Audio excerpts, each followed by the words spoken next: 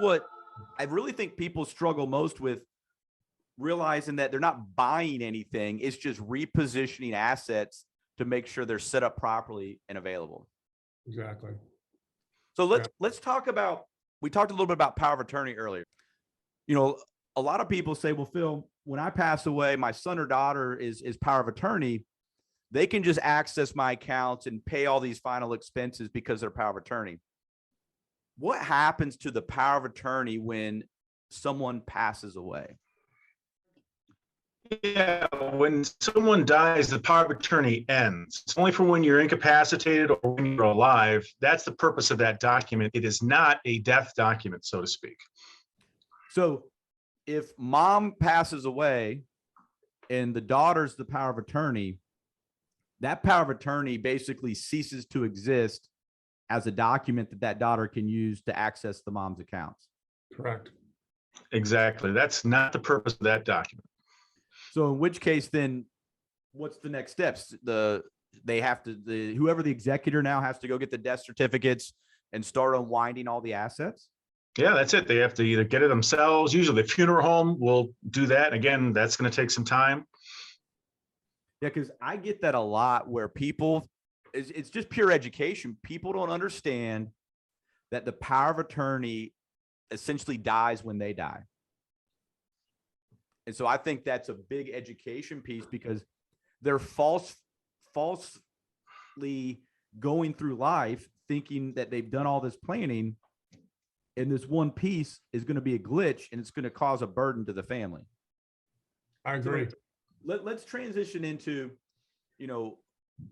I'm talking to hundreds, if not thousands, of advisors and estate planning attorneys on an annual basis, and a lot of consumers as well.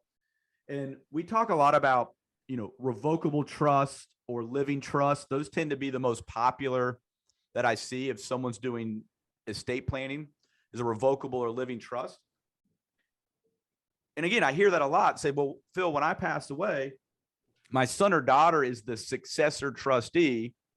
They can just go access the money in my revocable trust or my living trust. I don't think most people fully understand what that process is. So when someone dies and they have a living trust or revocable trust, A, does the family have immediate access to money? And B, how do they start, and what's the process look like to actually get access to the money? Well, generally they're worded that one person's in control, the person that created the trust. And when they become unable, incapacitated, or when they pass away, the successor trustee steps in. So whereas the transition might be immediate when someone passes away, the permission and the evidence still has to be produced to the institutions, the bank accounts. They still have to see proof that the transition of power, the transition of responsibility has occurred. And again, that's the death certificate. So I could have written out in my trust exactly what I want to have happen, who I want to be responsible for it, all the information for my family to kind of settle my estate, but there's not any money available. So someone, again, is having to come out of pocket to pay these upfront expenses, only to hopefully be reimbursed at some point in the future. Is that what traditionally happens? Yeah, by far and away, that's exactly how it works. So again, we know that people do estate planning because they care about their family. They're doing it because they don't want to be a burden. They want to make this transition of inheritance as easy as possible. They want to pay as little tax as possible. They don't want family fighting over it. But yet most people are missing that final piece, and that's creating the liquidity within 48 hours of death, which is where the beneficiary liquidity plan comes in. It's not more money. It's the same money. Right. It's just figuring out how much do we think the family's going to need for that first 30, 45, 60 days while we're getting the death certificates, while we're unwinding the living trust or revocable trust or the other accounts. Is to bridge that gap. And again, it's not buying more inheritance. It's just using a small piece of whatever we're leaving the family, so that on one of the worst days of their life, the day you pass away, it's not a burden. So speaking of accounts, we see a lot of people, they go to the bank or their investment accounts at TD Ameritrade, Schwab, whoever, and they'll say, well, Phil, I've titled all my accounts outside of my insurance or my trust with TOD, transfer on death, or POD, payable on death. And they go, I got this covered. My family can just access the money because Bank of America sees it set up with TOD. When somebody passes away, does titling the account with transfer on death or payable on death give the family access to money? It's the exact same issue, whether it's a will, a trust, beneficiary designations, POD, TOD, you have the exact same issue. You still have to provide proof that now control has passed. And again, it comes right back to that death certificate and how quickly we can obtain that death certificate.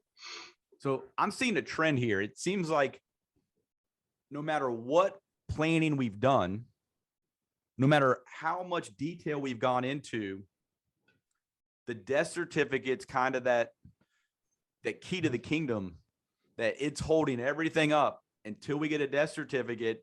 We can be doing stuff behind the scenes, preparing doc prep, notifying people, but we don't actually get money as beneficiaries or an executor until that death certificate has been received and those claims have been processed.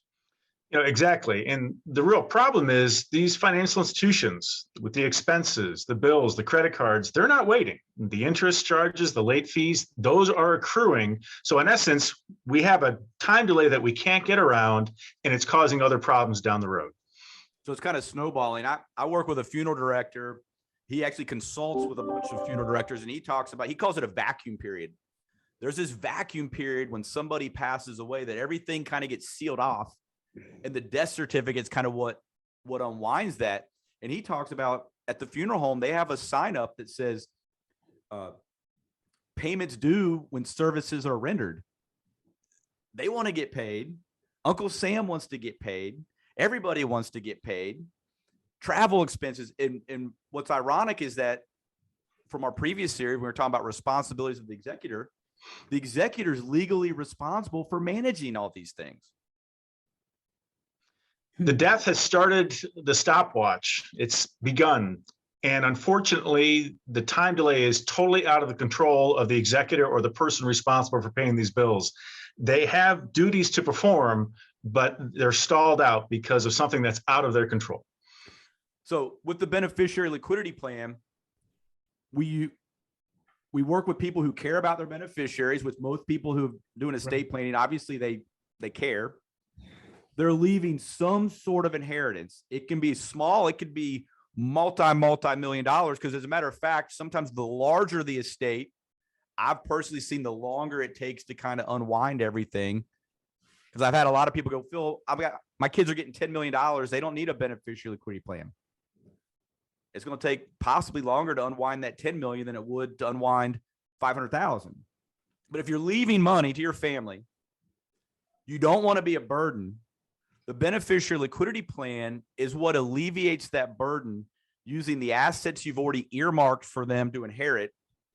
But by us eliminating the death certificate requirement, we give the family access within 48 hours so they can pay for the funeral. They can pay for the travel expenses, the celebration of life, the taxes, the credit cards, the real estate fees, the attorney fees, whatever it is. They now have access to a predetermined amount without requiring the death certificate, which again, it's what most people think is going to happen when they pass away. They just don't realize that none of that money is going to be available. The easiest example to make people understand this, guys, is when most people inherit money and they have a family home that they're inheriting, it takes time to sell the house, right?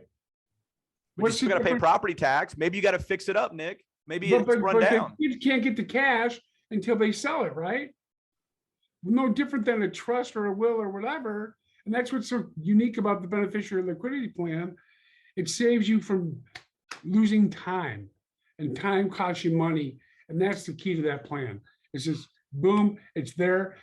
Okay, we'll still wait for the house to be sold, but guess what? We have the money to pay the bills during the meantime. Exactly. That's 100% what it's for. Now, in this series, we've talked about a lot of different topics.